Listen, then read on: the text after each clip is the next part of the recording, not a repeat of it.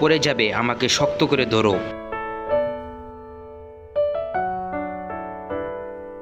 চলো এখন আমি তোমাকে ধরলাম। গুড। হঠাৎ আমরা অ্যাক্সিডেন্ট হয়ে পড়ে গেলাম, আমার মাথাটা ঘুরছিল, এখন কি করব আমি জানলাম না।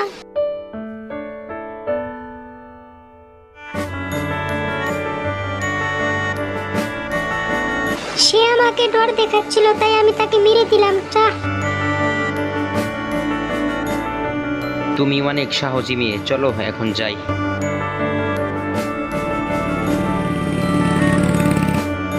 তুমি কি দিওয়ালে বিরাজ করতে চাও? করো।